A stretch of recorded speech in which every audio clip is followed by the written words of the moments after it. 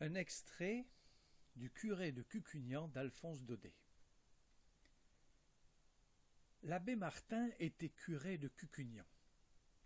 Bon comme le pain, franc comme l'or, il aimait paternellement ses Cucugnanais. Pour lui, son Cucugnan aurait été le paradis sur terre si les Cucugnanais lui avaient donné un peu plus de satisfaction. Mais hélas, les araignées filaient dans son confessionnal, et le beau jour de Pâques, les hosties restaient au fond de son Saint-Ciboire. Le bon prêtre en avait le cœur meurtri, et toujours il demandait à Dieu la grâce de ne pas mourir avant d'avoir amené au bercail son troupeau dispersé. Or, vous allez voir que Dieu l'entendit.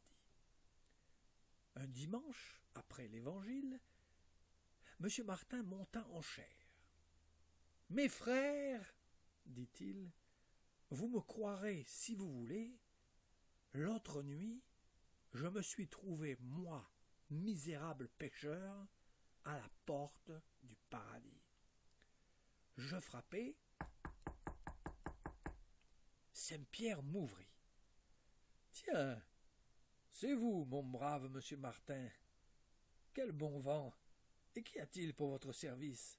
Ah, beau Saint-Pierre, vous qui tenez le grand livre et la clé, pourriez-vous me dire, si je ne suis pas trop curieux, combien vous avez de Cucugnanais en paradis?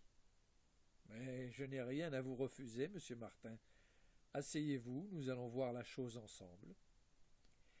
Et Saint-Pierre prit son gros livre, l'ouvrit, mit ses besicles. Voyons un peu. Cucugnan, disons-nous. Cucugnan. Nous y sommes. Cucugnan. Mon brave monsieur Martin, la page est toute blanche. Pas une âme, pas plus de Cucugnanais que d'arêtes dans une dinde. Comment?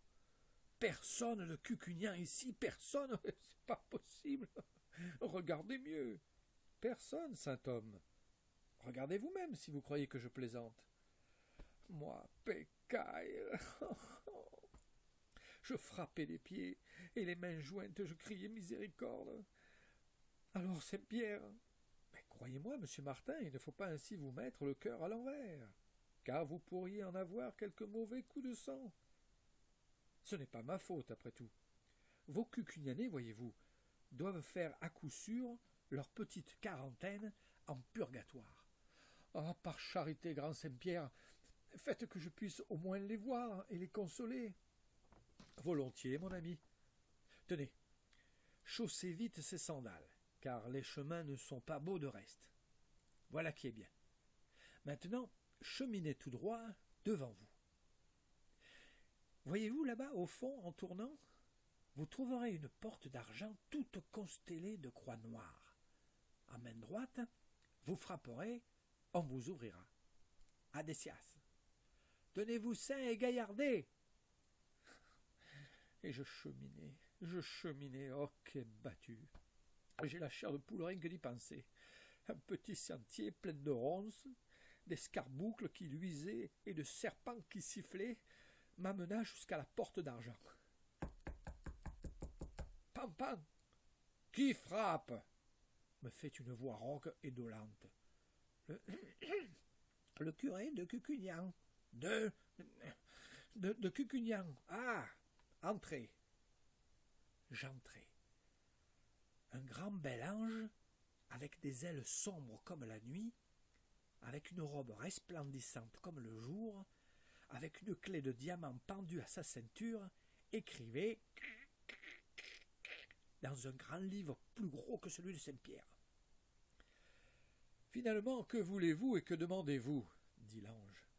Oh, « l'ange de Dieu, je veux savoir, je suis bien curieux peut-être, si vous avez ici les Cucugnanais, les Cucugnanais, les gens de Cucugnan, que c'est moi qui suis leur prieur.